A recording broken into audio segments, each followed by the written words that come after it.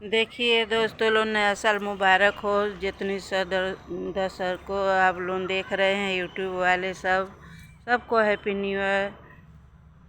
सब नया साल मुबारक हो दोस्तों। ठंड तो बहुत बढ़ गया है दोस्तों, फिर भी हम गाना के चलते अपना सब साल स्वेटर उतार कर बना रही हूँ साड़ी पर। आप लोग ज़रूर कमेंट करिएगा कैसा लगा मेरा गाना।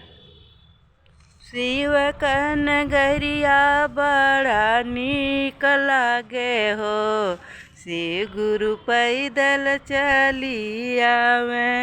शिव नगरिया बड़ा नीक लागे हो, वे सब गुरु बहना पैदल चली आवे हो। शिव जी के जटवा में चंदा विराजे हो, चंदा विराजे।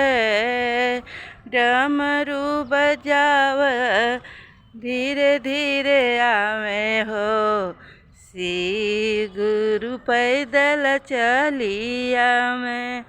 डमरू बजावे धीरे धीरे हो, भोलेनाथ पैदल चली आवे।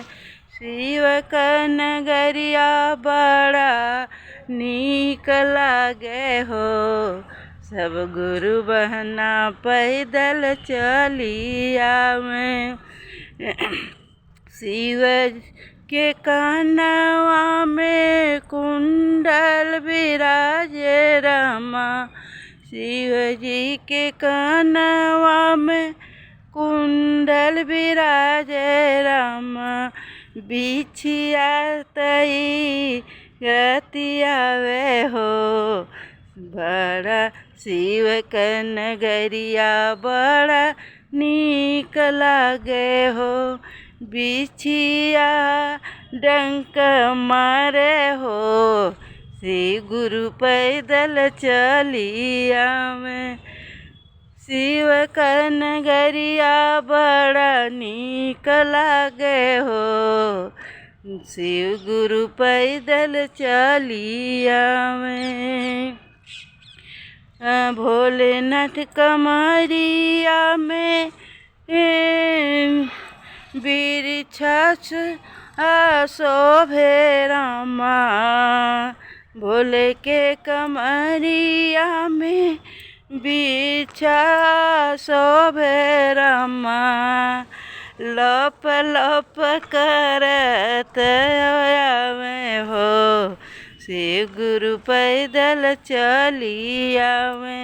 शिव नगरिया बड़ा नीक लागे हो, भोले बाबा पैदल चली आवे।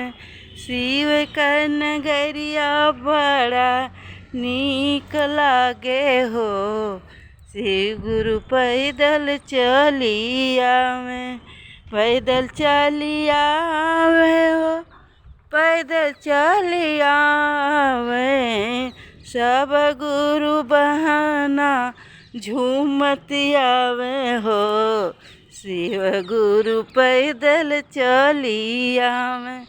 सब गुरु बहना झूमत आवे हो, शिव गुरु पैदल चली आवे।